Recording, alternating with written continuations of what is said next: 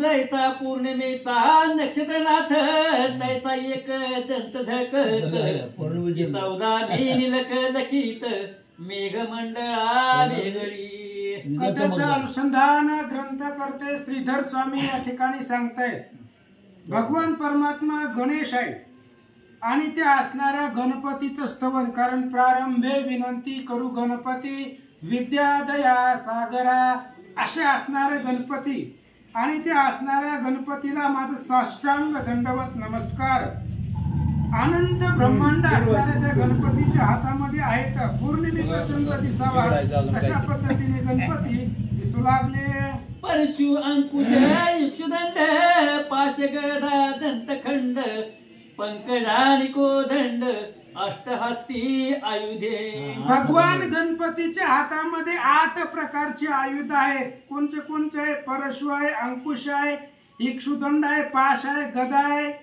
अशा प्रकारचे असणारे काही अस्त्र आहेत ते असणारे आयुध गणपतीच्या हातामध्ये शोभिवंत दिसतात. गणपती तुझे नृत्य देखून सदा शिव सदा सुप्रसन्न सकळ देव टाळ घेऊन उभे राहती नृत्य काळे. आणि श्रीधर स्वामी सांगतात गणपती बाप्पा तुमचं जर नृत्य पाहिलं तर सदा शिव सदा सुप्रसन्न. भगवान महादेवाला सुद्धा सदुदित आनंद वाटतं तुमचं नृत्य पाहून. आणि तुमचं नृत्य चालू असताना सर्व देव सगळे देव लोक टाळ घेऊन साथ देतात असं श्रीधर स्वामी सांगतात. धीमकिटी धीमकिटी तकदा विचित्र राग गौरता संगीत शास्त्र देखून देवाचे नेत्र पाती हलवून सरदे. आणि तुमचं असणारं नृत्य आहे आणि त्या असणाऱ्या नृत्याचं नृत्य कळा आणि देवांचं मंत्र देव कळा सगळे असणारे त्या ठिकाणी गायन करतात सांगू लागले. गंडसाचा दिव्या बोध त्यावर रुणझुन ती षटपद शैव भागी देवाचे वृंद वाम भागी. आणि अशा प्रकारे उजव्या बाजूला देव आहेत, डाव्या बाजूला राक्षस आहेत. दिव्य अशा प्रकारचं आमोद आहे, त्याच्यावरती असणारे रुंझुन अशा प्रकारचे गणपतीचं नृत्य चालू आहे असं श्रीधर स्वामी सांगतात. अष्टसिद्धी चामरे घेऊन वरी वारती अनुदिनी तृंगी भंगी मृदंगी दोन्ही वाद्य कळा धाविती. आणि गणपतीरायांचं नृत्य चालू असताना अनेक प्रकारचं वाद्य त्या ठिकाणी वाजत आहेत. सगळे देव लोक टाळ घेऊन साथ देत आहेत अशा प्रकारे श्रीधर स्वामी सांगतात. सुरासुर पाहती नृत्य कौतुक जेते जेते तुटे थाक मान तू गावी ब्रह्मधिक ताल संकेत देखता. आणि अशा प्रकारचं असणारं गणपतीचं नृत्य आहे.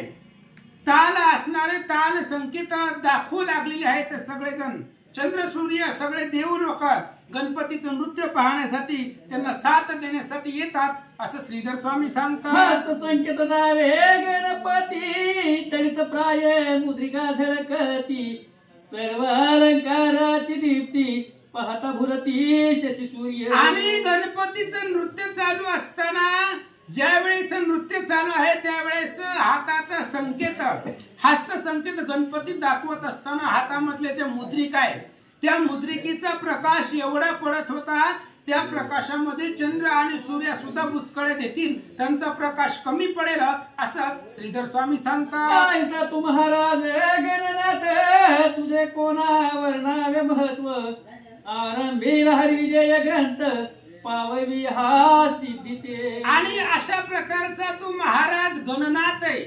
तुमचं वर्णन जगतामध्ये कोणालाच करता येत नाही म्हणून प्रारंभीला तुमचं स्तवन त्या ठिकाणी करतो. आणि हा हरिविजय ग्रंथाचा प्रारंभ केलेला आहे. हरिविजय ग्रंथ सुरुवात केलेली आहे आणि कोणत्याही प्रकारचं विघ्न न येता हा ग्रंथ पूर्णपणे सिद्धीला पाववणं हे तुमचं काम आहे. म्हणून सुख करता दुःख हरता अशा प्रकारचे तुम्ही गणपती आहात श्रीधर स्वामी सांगतात. जैसार भगत छंद केत पिता कौतुके लाडपूर भीत तैसी येत पदरचना समस्त गजवदना पूर्वी तू. एखाद्या लेकरानं छंद घेतला म्हणजे लेकरानं जर हट्ट धरला तर त्या असणारे सगळे वडील लाड पुरवतात तशा पद्धतीने आम्ही लेकरं आहेत तुमची आणि ह्या तुमच्या लेकरानं हरिविजय ग्रंथ सुरुवात केलेला आहे म्हणून कोणत्याही प्रकारचं विघ्न येऊ न देता ही सगळे असणारे ह्या ग्रंथामध्ये काव्य असेल पदरचना असेल यमक जुळवणे असेल सगळं बुद्धिदाता तू आहे तुम्ही करून घ्या असं श्रीधर स्वामी सांगतात तुझे नाम घेता गणपती विघ्न बारा वाट पडती जैसे प्रकट नंद मारुत जलद झाले वितुळे आणि गणपती बाप्पा तुमचं नाव घेतल्यानंतर ना विघ्ने 12 वाटा पळती तुमचं नाव घेतल्यावर विघ्न येतच नाही विघ्न दिसेल त्या वाटेनं रस्त्यानं पळून जात जशा प्रकारे वारा सुटल्यानंतर ना आभाळ निघून जात तशा पद्धतीने तुमची नावं घेतल्यानंतर ना विघ्न संकट निघून जातात असं ग्रंथकर्ते सांगतात महेंद्र येतो ऐकत कानी मातंग पळता थोडी मेदिनी की हरी नाम घोष ऐकत कानी दूरी पडती भूत प्रियते आणि हरण आल्यानंतर ना पळून जावं एखादा कोल्हा वगैरे किंवा भगवान श्रीराम भगवंताचं नाव घेतल्यानंतर ना जी काही भूत प्रेत आहेत ती निघून जातात हरी हरी हरी मंत्र हा आगाध पळे भूत बाधा भेने तेथे अशा प्रकारे सांगू लागले की जागरे कुणी घरधनी तस्कर पळती तेच क्षणी तैसे तुझे नाम घेत वदनी विघ्न पळती गजवदना गणपती बाप्पा तुमचे नाव घेतल्यानंतर ना विघ्न दूर दूर पळून जातात जसं चोर चोरी करायला आल्यानंतर ना घराचा मालक जागा झाल्यावर चोर पळून जातो तशा पद्धतीने तुमचं नाव घेतल्यानंतर ना विघ्न निघून जातात असं श्रीधर स्वामी सांगतात देवा तुझे स्तवन करावे आकाश गौसन घालावे जलनिधी कैसा साठवे मुंगीची उदरात भगवंता तुमचं स्तवन करता येत नाही जैसा आहेसी तैसी या न मान तुझं श्रीराम राया जसं आहे तसं तुमचं स्तवन करताच येत नाही आकाशाला मिठी मारता येत नाही आकाशाला पांघरून टाकता येत नाही पुन्हा पाण्याचा समुद्र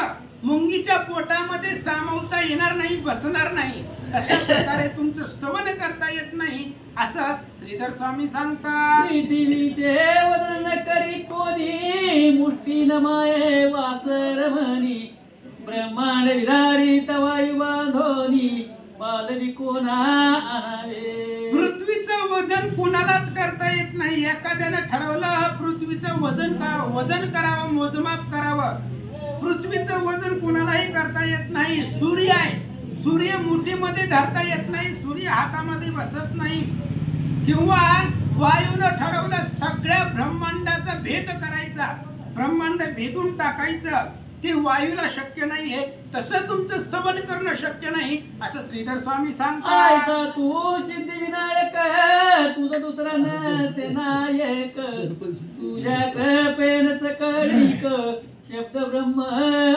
आणि अशा प्रकारचा तुम्ही कसे सिद्धिविनायक आहात गणपती बाप्पा आहे तुम्हाला दुसरा नायकच नाही म्हणजे तुम्हीच सगळ्यांचे नायक आहात तुमच्यावरती श्रेष्ठ कोणीच नाही तुम्ही सर्वांचे मालक आहेत 14 विद्या 64 कलांचे अधिपती तुम्ही आहेत म्हणून तुमच्या कृपेनं हे काही शब्दरूपी ब्रह्म आहे शब्द ब्रह्म आहे हे आकळलं जाईल तुमची कृपा व्हायला पाहिजे असं ग्रंथकर्ते सांगतात वागेश्वरी परापचंती मध्यमा वैखरी ईश्वरी कमलोद्भोतनयाजे आता वाघ देवते विद्येची देवता सरस्वती आणि आपल्याला वाचेची देवता सरस्वती आहे आपल्या जिभेवरती बसून आपल्याला वैखरी वाणीनं बोलवायला लावणार ही जगदंबा सरस्वती आहे आता त्या सरस्वतीला नमस्कार करू कारण परापशंती मध्यमा वैखरी 4 वाचा आहे आणि ह्याच्या पलीकडची 5वी वाचा म्हणजे मौन आहे आणि अशा प्रकारची ही 4ही वाचा जी वधवून घेते 4ही वाचेची वागेश्वरी देवता सरस्वती आहे त्या सरस्वतीला नमस्कार करो अंबा तुझी कृपा जोडे तरी मुखाही वेद शास्त्र पडे तू स्नेह पासी पाषाणा कडे तरी तो होय महामनी आणि ग्रंथकर्ते सांगताय तू आदि माया जगदंबा भवानी कुलस्वामिनी अंबा. हे असणारे अंबे जगदंबे, तुमची कृपा झाल्यानंतर ना मुका सुद्धा वेदशास्त्र पठन करील, वेदशास्त्र सुद्धा मुका बोलेल. तुमची कृपा झाल्यानंतर ना पाषाणाला सुद्धा त्या ठिकाणी असणारा पाणी सुटेल. स्नेह, तुम्ही जर स्नेहानं पाहिलं गेला तर दगडामधून सुद्धा त्या दगडाचा सुद्धा महामनी होईल असं ग्रंथकर्ते सांगतात. माते तुझे नी वरदाने जन्मांधई पार किरतने रंकते होती राणे कृपेने तुझ्या सरस्वती. आणि आई साहेब जगदंबा तुमच्या वरदानानं जन्मांधाला सुद्धा त्या ठिकाणी डोळे येतील, त्यालाही रत्नासारखं तेजस्वी दिसू लागेल. ही सृष्टी त्याच्या नजरेस पडेल. तुमची कृपा झाल्यानंतर ना रंक भिकारी दरिद्रीहीन तो सुद्धा चक्रवर्ती सम्राट होऊ शकतो. असं एवढे कृपा तुमच्या झाल्यानंतर ना घडू शकतात असं सांगतात. तू कवी मानस माधुस रत्न सकळ मात्र का अंचे निज जीवन आंबे तुझे चातुर्य देखोन रमा उमा लज्जित. आणि तुम्ही कसे आहात, कवीचं मनाचं जी काही असणारी मनोदेवता आहे ती तुम्ही आहात. जी काही कवी करताय, ग्रंथ करताय, त्या ग्रंथकर्त्याच्या मनाला चालना देणारी सत्ता तुमच्याकडे आहे. सगळ्या मातृकांचं जेवढे जगतामध्ये देवी आहेत त्या देवींचं निजजीवन तुम्ही आहात. म्हणून जगदंबा तुमचं औदार्य पाहिल्यानंतर ना लक्ष्मी पार्वती सुद्धा लज्जित होईल असं श्रीधर स्वामी सांगतात. तुझे सौंदर्य देखून गाढे मनमत होऊन राहील वेडे अष्टनायिक तुझ पुढे अधोवदन पाहती. आणि तुमचं सौंदर्य पाहिल्यानंतर ना मदन, त्या मदनाला सुद्धा वेड लागेल. एवढं अथांग दिव्य भव्य तुमचं स्वरूप आहे. आणि तुमच्या पुढं जे काही अष्टनायिका शास्त्रामध्ये वर्णन केलेले आहे ते अष्टनायिका सुद्धा अधोवदन खाली मान घालतील एवढं दैदिप्यमान स्वरूप तुमचं आहे असं श्रीधर स्वामी सांगतात. तू बोलसी जेव्हा वागीश्वरी दंत तेजे झळके धरित्री ते तिचे खरे निर्धारी पद्मराग पैहोती. आणि जगदंबा सरस्वती आदि माया तुम्ही जेव्हा बोलायला सुरुवात करताल तेव्हा तुमच्या दाताच्या उजेडानं संपूर्ण जगत त्रिजगती उजळून जाईल. एवढा तुमच्या दंत पंक्तीचा प्रकाश आहे. तुम्ही जिथं जिथं त्या ठिकाणी उभा राहताल तिथली तिथली पाषाण खड सुद्धा राग होऊन वर्णन करतील, गायन करतील असं सांगतात. आंबे तुझे जेथे उमटती चरण तेथे डोळे वसंती येऊन त्या सुवासा वेधून भ्रमर तेथे रुंजती. आणि जगदंबा आई साहेब तुमचं चरण जिथं उभा राहताल, तुमचे पाय जिथे असतील तिथं वसंत येऊन लोळणी घालतो. वसंत त्या ठिकाणी येऊन डोळतो आणि तिथल्या सुवासाला वेधून भ्रमर सुद्धा त्या ठिकाणी येतात असं सांगतात. तुझ्या अंगीचा सुवास करून दाही दिशा गेल्या भरोनी परभ्रमी उठली जे ध्वनी आदि जननी तेची तू. आणि आदि जननी जगदंबा तुम्ही आहात. तुमच्या अंगाच्या सुवासे करून सगळं असणारे 10 दिशा उजळून गेलेले आहे, 10 दिशा भरून गेलेल्या आहेत. म्हणून एवढं असणारं दैदिप्यमान तुमचं स्वरूप आहे, कारण आदि जननी तुम्ही आहात असं ग्रंथकर्ते सांगतात. तप्त सूर्य जैसे सुरंग तैसे जननी तुझ सर्वांग पंकज नेत्र सुरेख चांग आधार बिंबा सारखे. आणि तुमचे जर डोळे पाहिले गेले तर तापलेला सूर्य असावा तशा पद्धतीने तुमचे असणारे आरक्त लाल भडक डोळे आहेत. सर्वांग तुमचे दैदिप्यमान आहे, तेजस्वी आहे असं श्रीधर स्वामी सांगतात. नासिका विशाल भाळ कर्णी ताटका अंत झाळ किशाशी सूर्य निर्मळ करणी येऊन लागले. तुमचं नाक सरळ आहे, विशाल अशा प्रकारचं मोठं कपाळ आहे आणि तुमच्या कानामध्ये त्या ठिकाणी असणार कुंडली आहेत कानामध्ये आणि ती असणारी कुंडल कानामधली झळकतात. जसं काही चंद्र आणि सूर्य येऊन तुमच्या कानावरती प्रवेश केलाय असं तुमचं स्वरूप दिसू लागलं. करणी मुक्त घोष ढाळ देती गंधस्थळी दिसे प्रदीप्ती की नक्षत्र पुंज एकच स्थिती करणी लागती शारदेच्या. आणि तुमच्या असणाऱ्या कानाला त्या ठिकाणी अनेक प्रकारचे नक्षत्र, जगतामध्ये जी काही नक्षत्र आहेत ती नक्षत्र येऊन तुमच्या कर्णाला लागतील. गळ्यामध्ये त्या ठिकाणी मुक्तमाळा आहेत असं वर्णन श्रीधर स्वामी सांगतात. गळा मोतियांचे दिव्य हार, शुभ्र कंचुकी शुभ्र वस्त्र, आपाद मस्तकावरी समग्र दिव्य अलंकार झळकती. आणि तुमच्या गळ्यामध्ये दिव्य अशा प्रकारचे मोत्यांचे हार आहेत, शुभ्र अशा प्रकारची कंचुकी आहे, शुभ्र अशा प्रकारचं वस्त्र साडी तुमच्या अंगावरती आहे आणि मस्तकावरती दिव्य अशा प्रकारचे अलंकार आहेत, शोभिवंत दिसतात असं श्रीधर स्वामी सांगतात. आरुढली हंसासनी दिव्य मीना हाती घेऊनी, आलाप करिता मधुर ध्वनी सुरवर ऐकूनी तटस्थ. आणि तुमचं जी काय वाहन आहे ती वाहन म्हणजे हंस आहे आणि त्या हंसावरती तुम्ही आरुळ आहात, हातामध्ये दिव्य अशा प्रकारचा विणा घेतलेला आहे.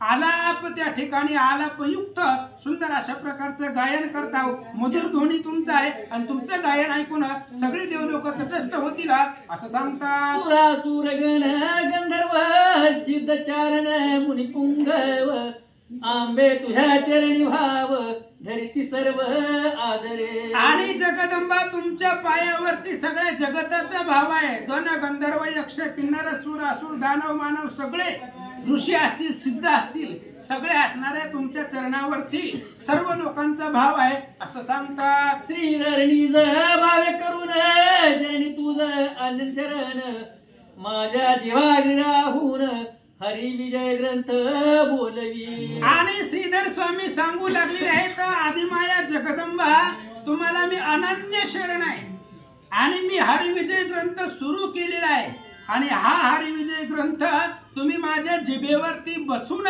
हे ग्रंथामधले वव्या काव्य रचना माझ्या मुखामधून बोलून घ्या असं श्रीधर स्वामी सांगतात. गणेश सरस्वतीचे स्तवन वदविले जेणे दय करून, तो ब्रह्मानंद श्री गुरु पूर्ण त्याचे चरण वंदू आता. आणि आता ज्या गुरुच्या सामर्थ्यानं आतापर्यंत गणपतीचं आणि विद्येची देवता सरस्वतीचं वर्णन केलं, तो ब्रह्मानंद श्री गुरु पूर्ण, तो ब्रह्मानंद नावाचे माझे श्री गुरु आहेत आणि त्या गुरुदेवांचं चरण वंदना करू. तो ब्रह्मानंद पिता निश्चिती सावित्रे तयाची शक्ती, हा तो आदि पुरुष मूळ प्रकृती माता पिता वंदिरी. आणि हरिविजय ग्रंथाच्या प्रारंभीला प्रथम दैवत म्हणजे आई वडील जे गुरु समान आहेत, देवा समान आहेत, त्या असणाऱ्या आई वडिलांना आधी नमस्कार. ब्रह्मानंद नावाचे माझे वडील आहेत, सावित्री नावे माझी माता, सावित्री नावाची माझी आई आहे आणि त्या ब्रह्मानंद वडिलांना आणि सावित्री नावाची माझ्या आईला नमस्कार करून ग्रंथाला सुरुवात करू. ब्रह्मचर्य गृहस्थाश्रम करून वानप्रस्थिही आचरून, संन्यास दीक्षा घेऊन त्रिविध आश्रम त्यागिले. आणि त्यांनी काय केलं, पहिल्यांदा ब्रह्मचर्य व्रतामध्ये होते, नंतर लग्न झाल्यानंतर गृहस्थ आश्रमाचा स्वीकार केला आणि नंतर पुन्हा पुढे वानप्रस्थ आश्रम आहे उतर वयामध्ये. आणि या सर्वही तिन्ही आश्रमाचं आचरण करून पुन्हा संन्यास दीक्षा घेतली आणि पुन्हा पंढरपूरला आले. पंढरीये भीमतटी समाधिस्थ वाळवंटी, पूर्ण ज्ञानी जाई साधुर झटी तपस्या माझी श्रेष्ठ. आणि ते ब्रह्मानंद नावाचे माझे वडील सर्व संसार परिपूर्ण करून तिन्ही आश्रमाचे प्रतिपालन करून शेवटी उतार वयामध्ये संन्यास घेतला, पंढरपूरला आले आणि त्या असणाऱ्या चंद्रभागेच्या तीरावरती वाळवंटामध्ये समाधिस्थ झाले. तशा प्रकारे तपस्वियांमध्ये महादेवजी असावे तसे माझे वडील आहेत असं श्रीधर स्वामी सांगतात. ज्याची बाळपणापासून परनारी माते समान, परद्रव्य पाहे जैसे वमन आनंद ह्यान स्वरूप.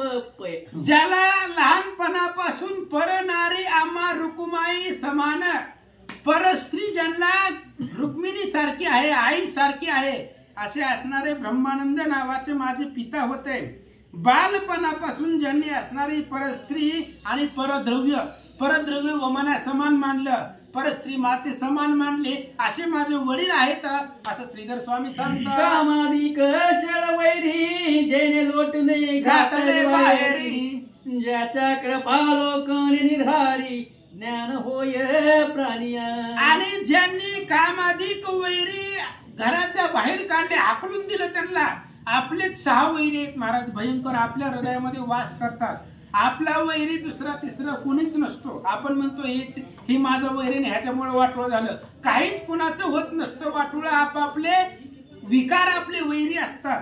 त्याच्यामुळे क्षण विकार असणारे वैरी बाहेर घातले आणि ज्यांच्या कृपेनं ज्ञान प्राणी यांना ज्ञान प्राप्त होतं, असे माझे श्री गुरु आहेत, वडील आहेत असं श्रीधर स्वामी सांगतात. जे निस्सीम वेदांत ज्ञान तेजासी करतल मलक पूर्ण, वंदिले तयाचे चरण ग्रंथारंभी आदरे. आणि ज्याच्या जो असणारा वेदांत ज्ञानामध्ये प्रवीण आहे, ज्या अशा असणारे त्या ठिकाणी सद्गुरु वडीलच, त्यांना त्या ठिकाणी चरण वंदना करून त्या ग्रंथाचा हरिविजय ग्रंथाचा आरंभ करतो असं श्रीधर स्वामी सांगतात. गुरुपद सर्वात श्रेष्ठ त्याहून नाही कोणी वरिष्ठ, कल्पवृक्ष म्हणावा विशिष्ट तरी कल्पिले पुरवितो. आणि सगळ्या जगतामध्ये श्रेष्ठ म्हणजे गुरु आहेत, म्हणून भगवान श्रीरामचंद्रांनी वशिष्ठ, भगवान श्रीकृष्णाने संदीपन नावाचे गुरु केले. कारण गुरु हा जगतामध्ये श्रेष्ठ आहे आणि गुरुपेक्षा वरिष्ठ जगामध्ये कुणीच नाही. कल्पवृक्ष श्रेष्ठ म्हणावं, पण कल्पवृक्षाचा असा आहे, मनामध्ये ज्याची कामना करेल तीच इच्छा पुरवतं, पण त्याच्यापेक्षा श्रेष्ठ गुरु आहेत असं श्रीधर स्वामी सांगतात. माता पितया समान झाली म्हणावा सद्गुरु पूर्ण, ती उपमा येथे गौण न घडे जाण सर्वथा. अहो, गुरुची उपमा आई वडिलांप्रमाणे द्यावी किंवा आई वडिलांसारखे गुरु असतात असं म्हणणं सुद्धा किंवा अशी उपमा देणं ही उपमा सुद्धा गौण आहे. का गौण आहे?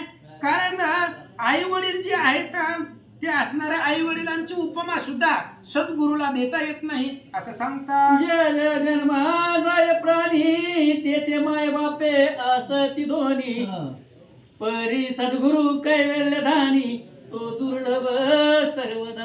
आणि मनुष्य किंवा जीव ज्या ज्या जन्माला जातो तिथं आई आणि वडील असतात आणि आई वडील हे प्रत्येक जन्मामध्ये असतात.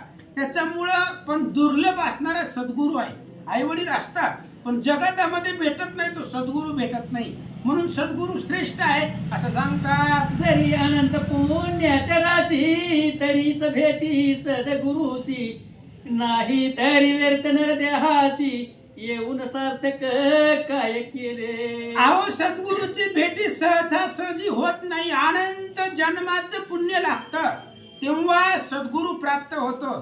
आणि मानवानं जर सद्गुरू नाही केला तर हेलपाट आहे, व्यर्थ जन्म आहे, त्याचा जन्म वाया गेला असं समजतात. म्हणून जगतामध्ये जन्माला आल्यानंतर पृथ्वी तलावरती मानवाच्या जन्माला आल्यावर सद्गुरू करावाच लागतो असं सांगतात. श्री गुरु वाचुनी होय ज्ञान हे कालत्रयीन घडे पूर्ण, आत्मज्ञान वाचून सुटका नव्हे कल्पना. अहो, श्री गुरु शिवाय ज्ञान होतच नाही. बाकीचं ज्ञान जे होतं ते ज्ञान क्षय पावतं, म्हणजे ते ज्ञान संपत, पण गुरुचं ज्ञान अक्षय असतं.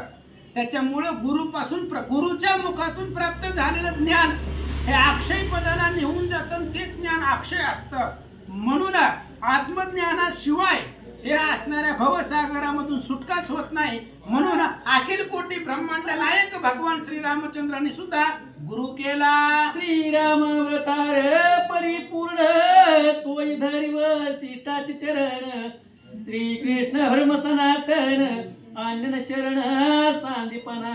म्हणून भगवान श्रीरामचंद्र परिपूर्ण परब्रह्म आहे आणि परब्रह्म असणारा श्रीराम त्यांनी सुद्धा सद्गुरु वशिष्ठाचे चरण धरले. ते सुद्धा अनन्य भावानं सद्गुरु वशिष्ठांना शरण गेले. पूर्ण ब्रह्म भगवान श्रीकृष्ण आहे तरी ते सुद्धा त्यांनीही संदीपान ऋषीचं चरण धरले, तेही संदीपनाला शरण गेले. अजून कोणी कोणी गुरु केला ऐका. व्यास नारदासी शरणरी घे, इंद्र बृहस्पतीच्या पाया लागे, उमासी वास चरणरी गे आत्मज्ञान प्राप्तीसी. व्यास महाराजांनी नारदांना गुरु केलं. नारदांना आनंदी भावाने शरण गेले.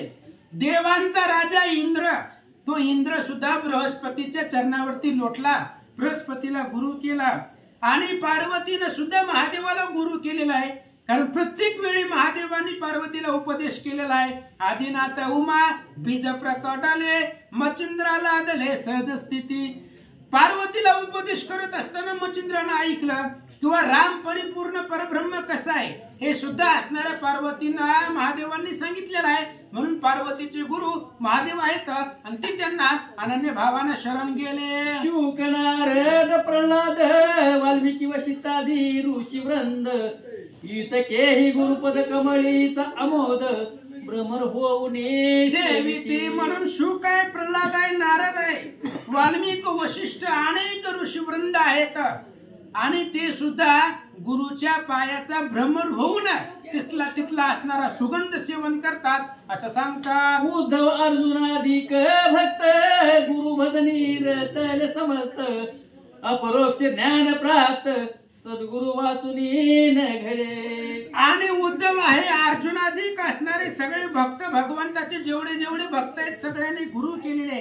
गुरुच्या भजनामध्ये ते रचले गेले. म्हणून गुरुपासून मिळालेलं अपरोक्ष ज्ञान आहे.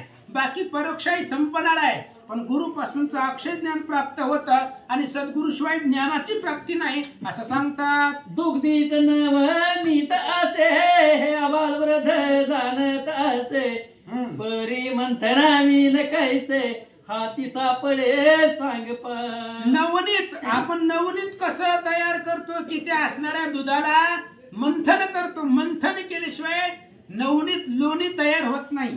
आता दुधापासून किंवा दुधामध्येच लोणी आहे सगळ्याला माहित आहे, लहानापासून म्हाताऱ्यापर्यंत माहित आहे, पण त्याच्यासाठी मंथन करावं लागतं. मंथोनी नवनीता कैसे घे अनंता. मंथन करून लोणी काढलं जातं, नवनीत काढलं जातं दुधापासून. तसं सद्गुरूसाठी सद्गुरू करावा लागतो असं सांगतात. उगेच दुग्ध घुसळीले अवघा वेळ जरी शोधिले परी ते हातवटी वेगळे नवनीत न सापडे. आणि उगच दूध असणारं दुधाचं घुसळण केलं पण त्याच्यामध्ये हातवटी पाहिजे, हाताला तसं वळण लागलं पाहिजे. व्यवस्थित मंथन झाल्याशिवाय लोणी निघत नाही अशा पद्धतीने सांगतात. जेथे जेथे प्राणी बसत येथे तेथे निधाने असती बहुत परी अंजन नेत्री न घालीत सत्य न सापडती खनितही. आणि म्हणून जिथं जिथं जीव बसलेला आहे तिथं तिथं निदान आहे, तिथं तिथं धनाची प्राप्ती आहे. म्हणून तिथलं असणारं जे काय अंजन आहे, डोळ्याचं काजळ आहे, ते असणारं काजळ किंवा रत्न खाल्ल्याशिवाय सापडत नाही असं सांगतात. नेत्र उत्तम सत्यपणी परिण उगवता वासरमानी जवळी पदार्था सोनी न दिसे नैनी प्राणी. उदाहरण दिलं, डोळा आहेत पण दिसतंय का? बॅटरी बंद करा, वाचा दिसतंय का तुम्हाला? डोळा आहेत ना. जसं डोळा आहेत पण सूर्य उजेड असल्याशिवाय आपल्याला दिसत नाही, तशा पद्धती डोळा असून काय उपयोग आहे? त्याला सूर्याचा प्रकाश पाहिजे. म्हणून रात्र झाली की दिवस आहेच, डोळा असले तरी सुद्धा त्या डोळ्याला सूर्यप्रकाशाची साथ पाहिजे. तसं मानवी जीवनाला सद्गुरूची साथ पाहिजे असं सांगतात. ऐसे सद्गुरूची शरण नारिकता अपरोक्ष ज्ञान न लागे हाता या लागी ब्रह्मानंदासी तत्वता शरण अन्य मी असे. म्हणून सद्गुरूला शरण गेल्याशिवाय अपरोक्ष ज्ञान प्राप्त होत नाही. म्हणून माझे असणारे गुरु ब्रह्मानंद आहेत, जे वडील आहेत तेच गुरु आहेत आणि त्या गुरुला मी अनन्य भावानं शरण गेलो असं श्रीधर स्वामी सांगतात. श्री गुरुराया तू समर्थ हा हरी विजयारंभीला ग्रंथ शेवटासी पाव यथार्थ तुझ्यावरे करुणिया. आणि सद्गुरु तुम्ही समर्थ आहे, कारण राजियाची कांता काय भीक मागे श्री गुरु सारिका असत पाठी राखा. तुम्ही समर्थ आहात आणि तुम्ही समर्थ आहात म्हणून मी तुम्हाला अनन्य भावानं शरण आलोय. कशासाठी? आरंभीला हरिविजय ग्रंथ, हा हरिविजय ग्रंथाची सुरुवात केलेली आहे आणि हा ग्रंथ शेवटपर्यंत सिद्धीला पावण्याचं काम तुमचं आहे. कृपा करा आणि निर्विघ्नपणे हरिविजय ग्रंथाची सांगता सुद्धा व्यवस्थितच झाली पाहिजे असं सांगतात. तू मेघ वर्षसी दयाळ तरीच हे ग्रंथ रोप वाढेल साधक चातक तृप्त होतील भक्तीची ओल होय. अहो तुम्ही दयारूपी मेघांचा वर्षाव केल्यानंतर ना ग्रंथरूपी रोप वाढेल. रोप वाढण्यासाठी झाडे येण्यासाठी पाऊस लागतो. तुम्ही दयेचा कृपेचा पाऊस पाडा. हे ग्रंथरूपी रोप आकाशापर्यंत जाईल. श्रीधर स्वामी सांगतात तू मेघ वर्षसी दयाळ माता करी प्रतिपाळ तो वाळो लागे बाळ तुझ्या कृपेवी न बोलवे सर्वथा. आणि लहान लेकराचा आई सांभाळ करते म्हणून लेकरू वाढतं. लहानाचं लेकरू मोठं होतं हळूहळू, पण त्या लेकराला केव्हा काय पाहिजे आईला माहिती असतं. आई जीवापेक्षा जास्त लेकराचा सांभाळ करते म्हणून लेकरू वाढलं जातं. तशा पद्धतीने तुमच्या कृपेशिवाय बोलणं शक्य नाही असं श्रीधर स्वामी सांगतात. जोवरी नाही वाजविता तो पावन वाजे सर्वथा सूत्रधारण हलविता काष्ट पुतळा नाचेना. जसं एखादा पव वाजवणारा आहे संगीत, त्यानं वाजवल्याशिवाय पव्यामधून मधुर ध्वनी वाजत नाही. लाकडाचा पुतळा आहे, त्याला चालवणारा त्या असणाऱ्या पुतळ्याला नृत्य करून दाखवणारा सूत्रधार जोपर्यंत पुतळ्याला हात लावित नाही तोपर्यंत पुतळा नाचत नाही असं सांगतात. आयसे ऐकून श्री गुरुनाथ म्हणे सिद्धी पाविल सकळ ग्रंथ आता बंधू श्रोते संत जे कृपावंत सर्वदा. असे असणाऱ्या सद्गुरूचं वंदन झालं. सद्गुरूंनी सांगितलं तुम्ही फक्त सुरुवात करा. कसलंच विघ्न येत नाही, फक्त सुरुवात करणं गरजेचं आहे. सुरुवात करा, ग्रंथ व्यवस्थित पार पडेल. आता सद्गुरूला वंदन करू जे सर्वदा कृपावंत आहेत. कधी कधी नाही. हनुमंत म्हणे रायासी शरण रिगावे साधूसी हे दाताळ त्यासी उपायासी योजिला. मग हनुमंतानं रायाला सांगितलं होतं सैन्यपाळ राजाला, पाठीमागं जैमिनी अश्वमेध झालाय ना त्यातली उभी आहे. सैन्यपाळ राजाला हनुमंत सांगतायत संकट पडलं की संताला शरण जावा. तसं जे सदोदित कृपा करतात ते संत, त्या संताला नमस्कार असो. जे चातुर्य नावाची रत्ने की शांती भूमीची निधाने की भक्तिवानीची सुमने विकासली साजिरी. 4 वर्णाची रत्न आहेत, शांती रूपी जमिनीवरची निधान आहेत आणि भक्तीच्या वनामधली सुमन फुलं आहेत. अशा साधू संतांना नमस्कार असो. की ते वैराग्यांबरीचे दिलकर की अक्षय विज्ञानाचे नंदचंद्र की अपरोक्ष ज्ञान समुद्र न लागे अंत कोणाते. किंवा वैराग्य रूपी असणारे आकाशातले ते सूर्य आहेत. अक्षय अशा प्रकारचं विज्ञानाचं ज्ञान रूपी चंद्र ते असणारे संत आहेत. अपरोक्ष ज्ञानाचा समुद्र म्हणजे ते संत आहेत. त्या संतांना नमस्कार. की ते प्रेम गंगेचे ओघ की ते स्वानंद सुखाचे मेघ अखंड धारा अमोघ वर्षिती मुमुक्ष चातका. प्रेम रूपी समुद्राचे गंगेचे असणारे ओघ लहरी असाव्या तशा पद्धतीने ते संत आहेत. स्वानंदाचा असणारे अमृताचा आनंद देणारे ते असणारे संत आहेत. श्रवण मृता जी काय असणारा का श्रवण आहे ते असणाऱ्या श्रवणाचा कुंभ म्हणजे ते संत आहेत असं सांगतात. की ते श्रवणामृताचे कुंभ की ते कीर्तनाचे आचेल स्वयंभ की ते स्मरणाचे सुप्रभ ध्वनीचे पूर्ण उभारले. श्रवण रूपी अमृताचे कुंभ भरून ठेवलेले असावे तशा प्रकारचे ते अमृताचे कुंभ म्हणजे संत आहे.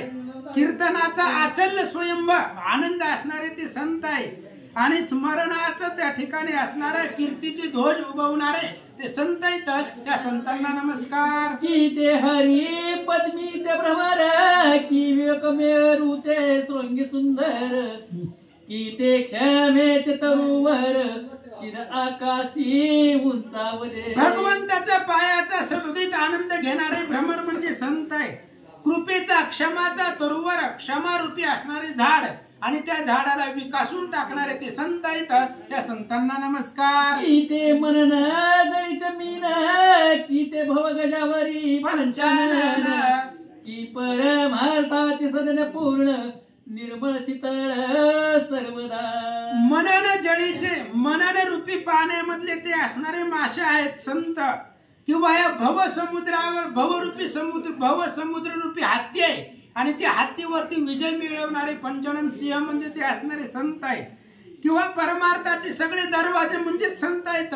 निर्मळ शांत अशा संतांना नमस्कार. की ते दयेचे भांडार की उपरतीचे माहेर की कीर्तीचे झाज थोर भक्तशील फडकेवरी. दयेचे भांडार दयाचा असणारे रत्न म्हणजे संत उदार उदार भरले आनंद भांडार अशा प्रकारचे ते संत आहे. किंवा माहेरामध्ये अफाट सुख आहे, माहेर म्हणजेच सुख आहे आणि अशा प्रकारे माहेर रूपी संत कीर्तीचे ध्वज उभवणारे ते असणारे संत आहेत.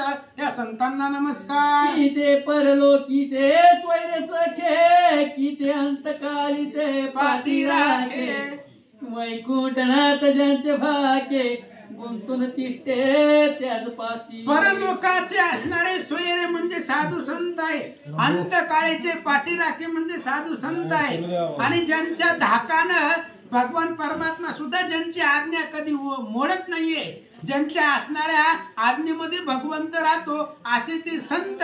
त्या संतांना वंदन. की ते परलोकीचे स्वैर सखे की ते अंतकाळीचे पाठी राखे वैकुंठनाथ ज्याचे भाके गुंतून तिष्ठे त्या पाशी. आईचे ते महाराज संत जे सकावरी कृपावंत जे दीन वत्सल भेद रहित आप पार नेनतीजे. आणि अशा प्रकारचे ते महाराज संत आहेत. सकळावरी कृपावंत सगळ्यावरती कृपा करणारे ते संत आहेत आणि ते संत दीन वत्सल आहेत. संताच्या मनामध्ये भेद नसतो, ज्याच्या मनामध्ये द्वेष आणि भेद नाही त्यांनाच संत म्हणावा. अशा संतांना वंदन असो. देवा समान म्हणावे संत हे गोष्टची असंमत देव जैसी भक्ती देखती सत्य होती तैसे प्रसन्न. संतांना देवासारखं सुद्धा म्हणता येत नाही, कारण देव फक्त भक्ती पाहतो, भाव पाहतो आणि भाव असेल तर देव प्रसन्न होतो. पण संताचं तसं नाहीये. संत सकळावरती पर उपकारासाठीच संत येत असतात. आलो याचीसाठी जे असणारे उपकार आहेत लोकांच्या उपकारासाठी संत असतात.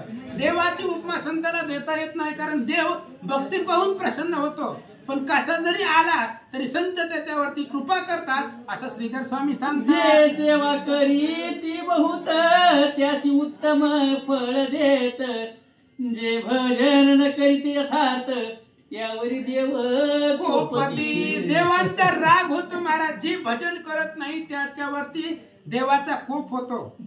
जे असणारी सेवा करत नाही त्यांना उत्तम फळ देतात संत. पण जे असणारे भजन करत नाहीत, भगवंताची भक्ती करत नाहीत त्यांच्यावरती देवांचा कोप होतो, देव त्याच्यावरती रागवतो असं सांगतात. त्यासी दरिद्रे आणूनी प्राणी असे पाडिती अधपतनी कैसी नव्हे संताची करणी समसमान सर्वते. अहो देवाचं कसं आहे, देवाची उपमा संताला देता येत नाही, संताची उपमा देवाला देता येत नाही. कारण देवाचं कसं आहे, भक्ती नाही केली, पोथीला नाही आला की त्याला त्रास देणार, अधपतनाला पाडणार, ही देवाचं काम आहे. पण संताचं तसं नाही. संत कोणावरही त्या ठिकाणी उपकार करतात. संताला सगळे जगतामध्ये समसमान आहेत असं सांगतात. सर्वावरी दया समान एक उत्तम पूर्ण सर्वावरी दया समान एक उत्तम एक हीन हे न देखताची संत पूर्ण जनवन समान तयासी. आणि संताचं कसं आहे, सगळ्यांवरती दया करणारे संत आहे. एक चांगला आहे, एक हीन आहे, एक परमार्थ करतो म्हणून तो चांगला, एक कधी छिकडे येत नाही म्हणून तो वाईट, असे संत मानत नाही. संत सगळ्यावरती दया करतात. संताला सगळे समान आहेत असं सांगतात. एकाचे करावे कल्याण न भज त्याचे अकल्याण देवाचे कर्तृत्व पूर्ण संत समान सर्वते. आणि देवाचं कसं आहे, एकाचं कल्याण करायचं आणि एकाचं अकल्याण करायचं. जो भक्ती करतो, जो पोथी पुरावला येतो त्याचं चांगलं करायचं आणि जो इकडे फिरकत नाही त्याचं वाईट करायचं. ही देवाचं आहे. पण संताचं तसं नाही. संताला जगतामध्ये सगळेच समान आहेत असं सांगतात. जैसा कायचा विचार होत असे तैसी तैसी छाया दिसे आपण भैस छाया भैसे उडता उभी ती होय. संत म्हणजे सावली प्रमाण आहेत. आपण जसं करतो तशी सावली असते. आपण बसलो की सावली बसते, आपण उठलो की सावली उठते, आपण चाललो की सावली आपल्या सोबत चालते. तसं संतांचं कार्य सगळ्या बरोबर समसमान आहे असं सांगतात. जैसी काया तैसी छाया याची प्रकारे देवाची क्रिया तैसी नव्हे संताची चर्या सम समान सर्वासी. जसं शरीर आहे तशी सावली आहे आणि अशी क्रिया असं कर्तव्य देवांची करणी तशी आहे. पण संतांचं तसं नाही. संताला सगळे समान आहेत, समसमान आहेत. अपराधी निरपराधी, अपराधी तेवढाच आणि निरपराधी सुद्धा तेवढाच जवळचा आहे असं सांगतात. वरकडा जना समान संत ऐसे बोलताची मात तो पावेळ धपात दुष्ट बुद्धी दुरात्मा. आणि संत हे मानवासारखे नाहीत, माणसासारखे संत नाहीत. ही संत म्हणजे विशेष असतात. आणि ज्या संतांना सगळ्या सर्वसामान्य माणसासारखे संत आहेत असे जे म्हणतात तो अधपतनाला जातो, तो वाईट बुद्धीचा आहे, दुरात्मा आहे असं सांगतात. समुद्राणी सौंदर्य तारांगणानी वासर म्हणी काचोटी आणि महामणी मेरू मशक समनावे. तसं समुद्र असावे, समुद्रावरचे त्या ठिकाणी तरंग किंवा वडा असावा एखादा, किंवा असणारा सूर्य असावा आणि त्या असणाऱ्या रात्रीचे चांदणे असावे, ते तसे समान होत नाही. किंवा एखादी काच असावी आणि एखादा मोठा मणी असावे, ते जसे समान होत नाही.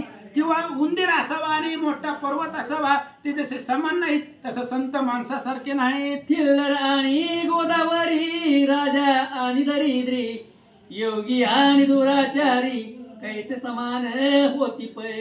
एखादा डबका असावा आणि गोदावरी नदी असावी, राजा असावा, दरिद्री असावी, योगी असावे, दुराचारी असावे, हे जसे समान नाहीत तसं संत त्या ठिकाणी बरोबरी करता येत नाही. कस्तुरी आणि कोळसा केसरी आणि म्हैसा मनुष्य आणि महेशा कैसे साम्यता होईल. ह्यांची समानता कसं होईल. कोळसा असावा आणि कस्तुरी असावी, एखादे म्हैस असावा आणि सिंह असावं, महादेव असावे आणि सर्वसामान्य मानव असावे.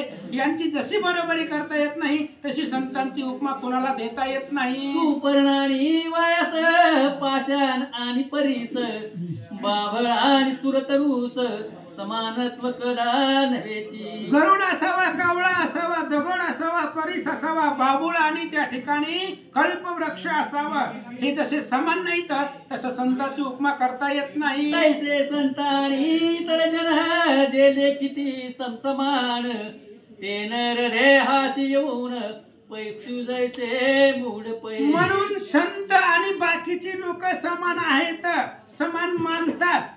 ते मानव नाही तर ते पशु आहेत. म्हणून संत नव्हती जगा मानवासारखे.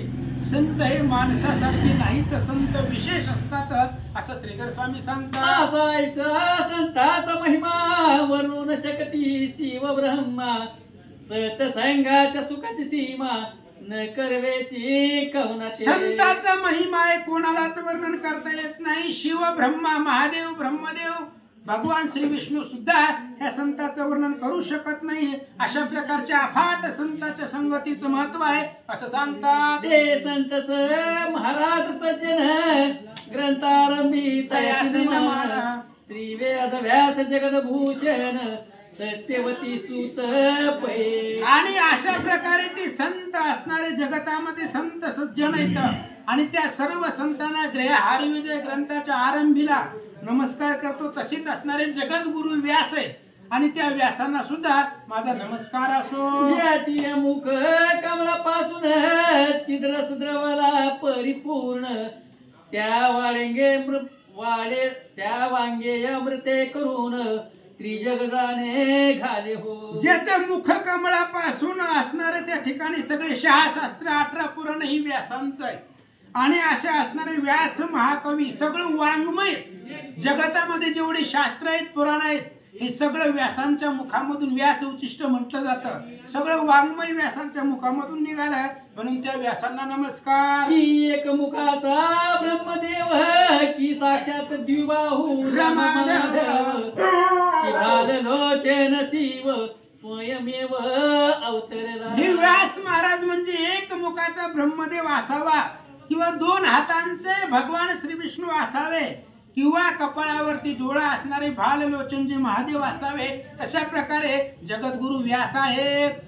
तो महाराज कृष्णद्वैपायन अवतर लोक हिताला गुण सदा निगम कमल विकास पूर्ण व्यास चंडांशू देखता. आणि तो असणारे महाराज म्हणजेच व्यास आहेत. आणि ते व्यास अवतरले कशासाठी? जगाच्या कल्याणा संतांच्या विभूती. व्यास महाराज अवतरित झाले ते लोकांच्या हितासाठी.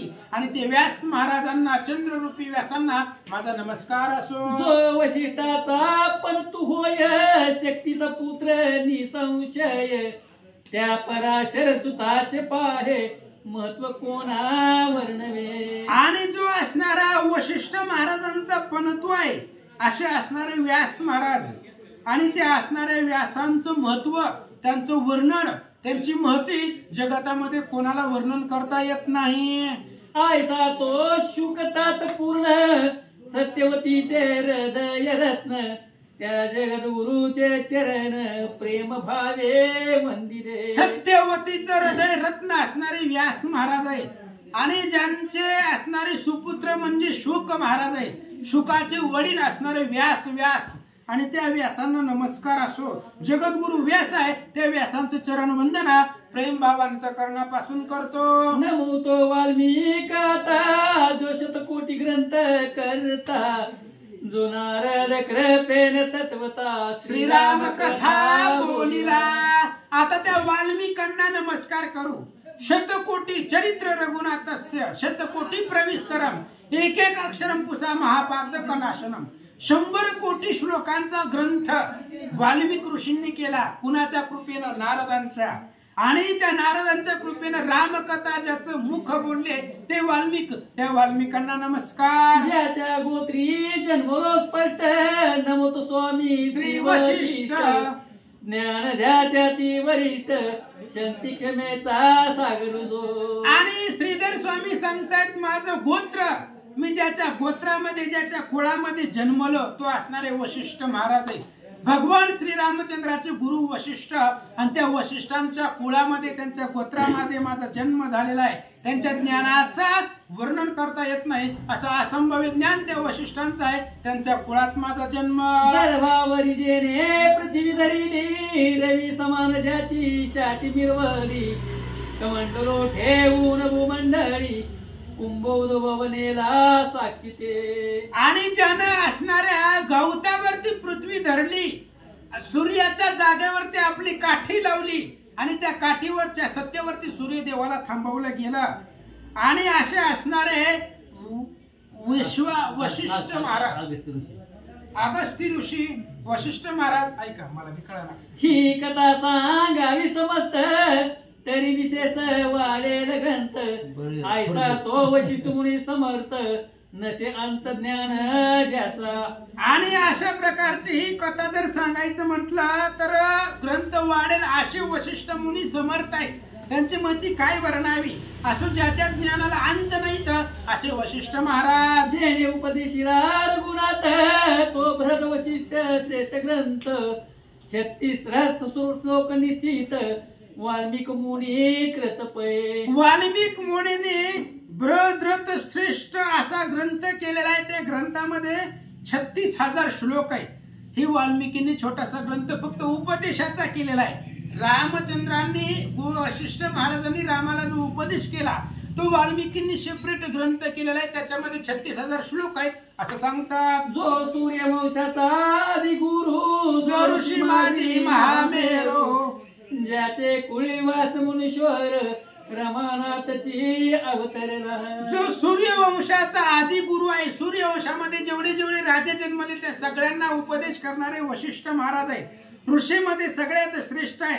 आणि ज्याच्या कुळामध्ये स्वतः भगवंतच अवतरले असे वशिष्ठ त्या वशिष्ठांना नमस्कार. त्याच्या उदरी चित्ररत्नचे त्याच्या उदरी चिद्ररत्न जन्मला शुक गुणनिधान तेने भागवताचे श्रवण परीक्षितीसी जाण करविले. आणि त्याच्या उदरामध्ये शुकासारखं रत्न जन्माला आलं. अशा प्रकारचे असणारे व्यास महाराज आहेत. व्यासांच्या पोटी शुक जन्मले आणि त्या शुकानं काय केलं, भागवत परीक्षिती राजाला श्रवण करून दिलं. त्या भागवताचं श्रवण परीक्षितीने केलं. कुणाच्या मुखामधून, शुकाच्या.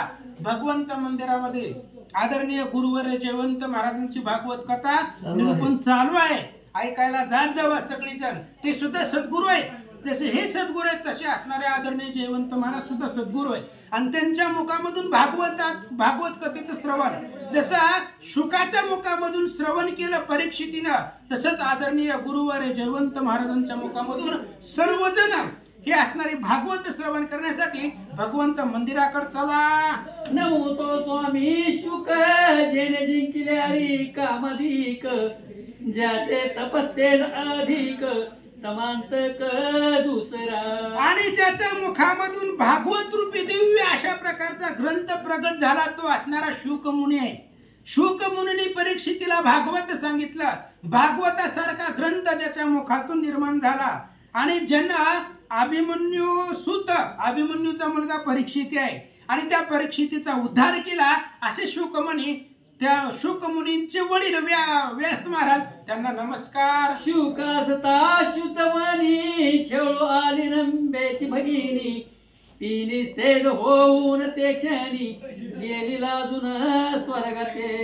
आणि शुक वनामध्ये असताना त्यांना छळण्यासाठी असणारी रंभा आली आणि त्या असणाऱ्या रंभेला निस्तेज लाजून स्वर्गाला गेली असं सांगतात. शुक असता शुद्धवनी छळू आली रंभेची भगिनी ती निस्तेज होऊन ते क्षणी गेली लाजून स्वर्गात. आणि अशा प्रकारे शुक महाराज वनामध्ये असताना त्यांना रंभा उर्वशी छळायला आली होती. पण ज्याचं स्वरूप बघून ती रंभा उर्वशीच पळून गेली. अशा प्रकारे दैदिप्यमान शुक महाराज आहेत असं सांगतात. ज्यांच्या मुखे श्री भागवत प्रगटला दिव्य ग्रंथ जेने उतरिला अभिमन्यू सुत भागवत धर्म सांगोनी. आणि ज्याच्या मुखामधून भागवत रूपी दिव्य अशा प्रकारचा ग्रंथ बाहेर पडला आणि भागवत सांगून अभिमन्यूचा मुलगा परीक्षितीचा उद्धार शुक महाराजांनी केला. असे असणारे शुक श्रेष्ठ आहेत असं सांगतात. बहु पुराणे बहु ग्रंथ त्यात रत्न भागवत जैसा सकळात मुख्य वैकुंठनाथ तैसाची ग्रंथ पूज्य. आणि हा विजय ग्रंथ जगतामध्ये पूज्य आहे. जसं सगळ्या देवामध्ये भगवान श्री विष्णू पूजनीय आहेत.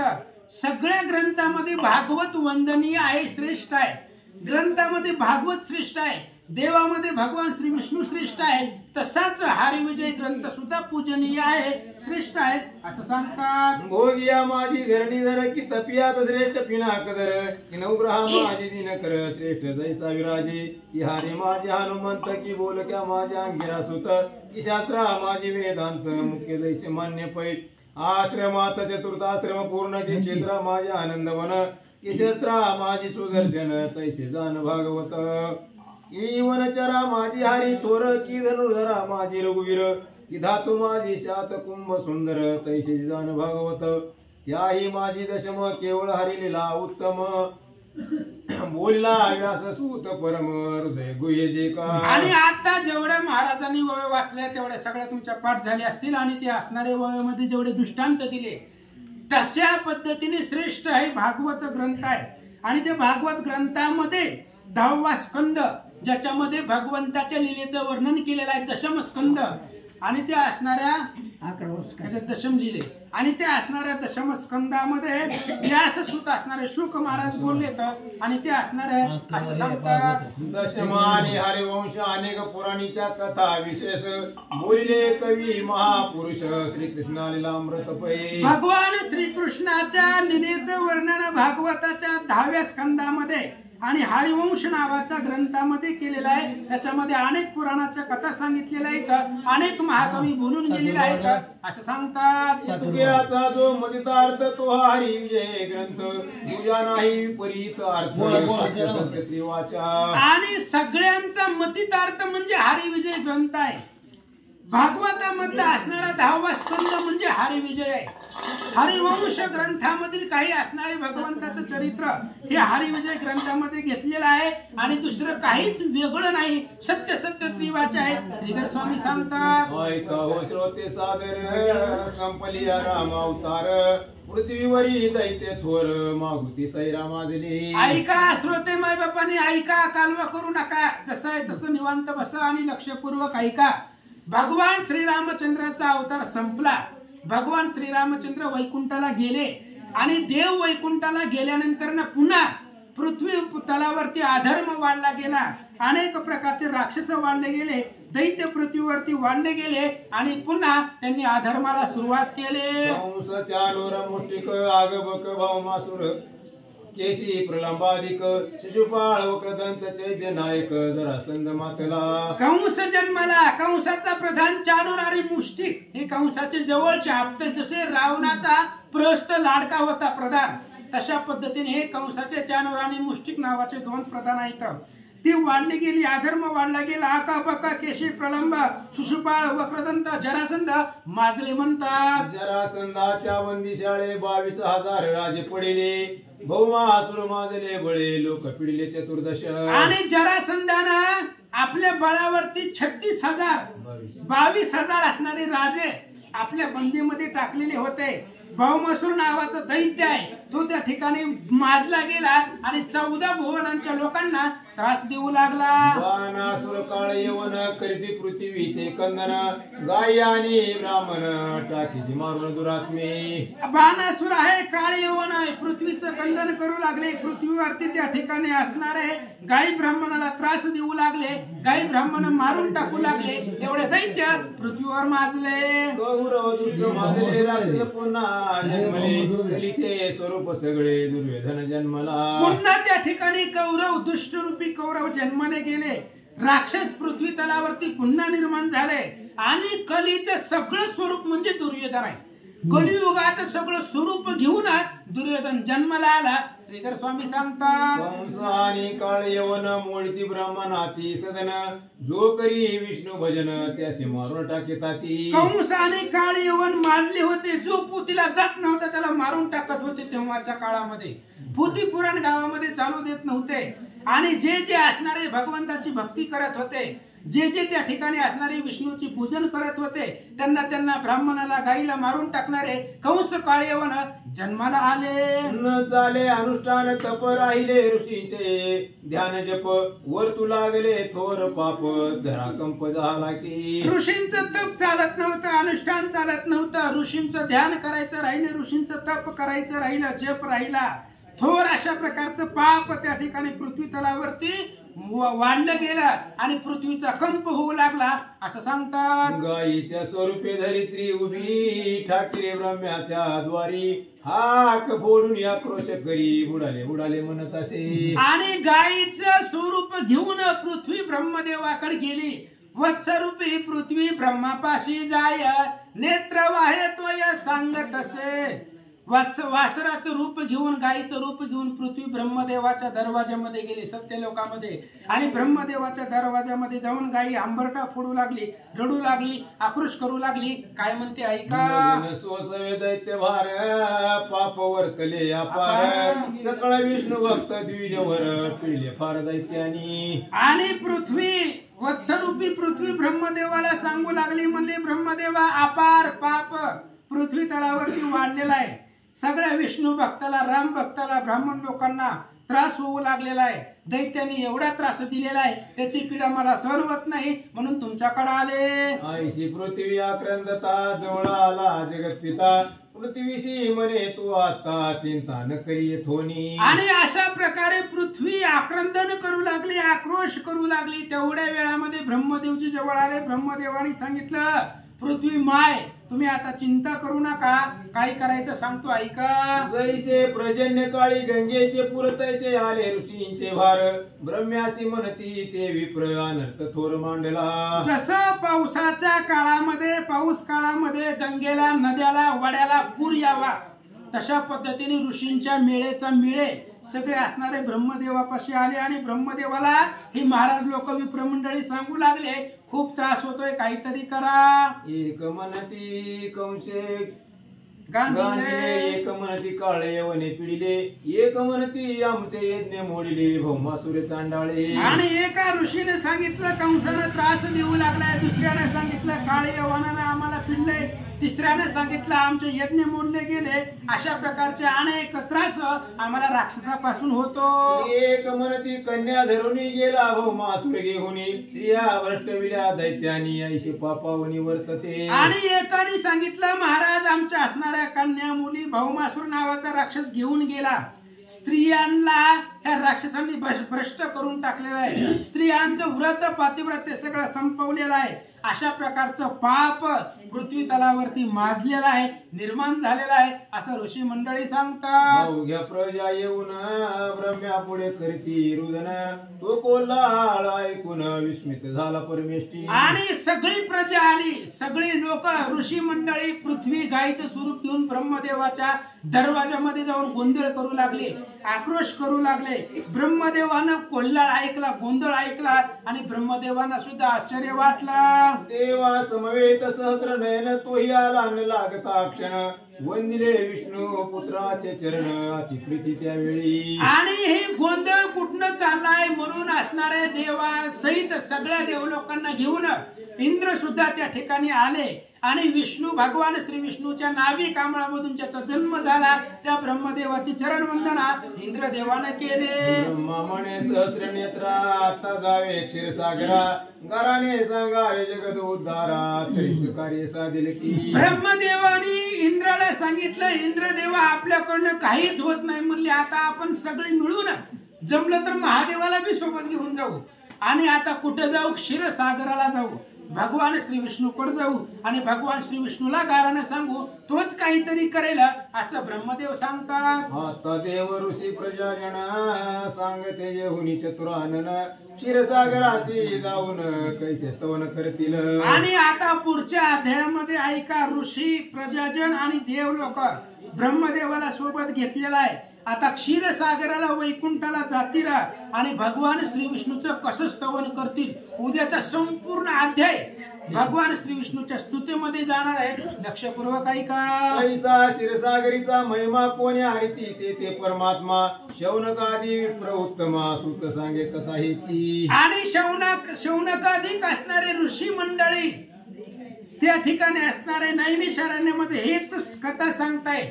त्या क्षीरसागराचा वैकुंठाचा महिमा कसा आहे, भगवान परमात्मा तिथं कसा आहे, त्या भगवंताचं स्वरूप कसं आहे असं नैमिषारण्यामध्ये शौनाधिक ऋषी सांगू लागले. परीक्षितीशी सांगे का व्यासनंदन, जन्मेजयाशी सांगे वैशंपायन, हे जी प्राकृत भाषेत पूर्ण श्रीधर सांगे श्रुतयाशी. आणि परीक्षिती व्यास महाराजांना, व्यास शुक ऋषी शुक मुनी परीक्षितीला सांगतायत. तीच कथा असणारे वैशंपायन ऋषी जन्मेजय राजाला सांगतायत आणि तीच असणारे श्रीधर स्वामी प्राकृत रूपामधून तुम्हाला सांगतात. ऐका. ब्रह्मानंद रूप तुम्ही श्रोते, कसा ऐका सावध चित्त, जे ऐकता समजते, किलमिशे भस्म होती. आणि अशा प्रकारे हे असणारे तुम्ही कसे श्रोते आहेत, ब्रह्मरूप आहेत, श्रोते तुम्ही महेशाच्या मूर्ती, अशा प्रकारे तुम्ही श्रोते आहात. आणि आता ही कथा सावचित्त लक्षपूर्वक ऐका. जी कथा ऐकल्यानंतर ना कलिकल्मश, कलीचा प्रभाव आपल्यावरती होत नाही आणि कलिरूपी कल्मश निघून जातील अशी कथा ऐका. श्री हरिविजय ग्रंथ संवत हरिवंश भागवत चतुर संत श्रोते ऐकत प्रथमाध्याय गुढा प्रथमाध्याय पुंडरी श्री ज्ञानदेव पंढरीनाथ भगवान की जय, गोपाल कृष्ण भगवान की जय, प्रभु रामचंद्र भगवान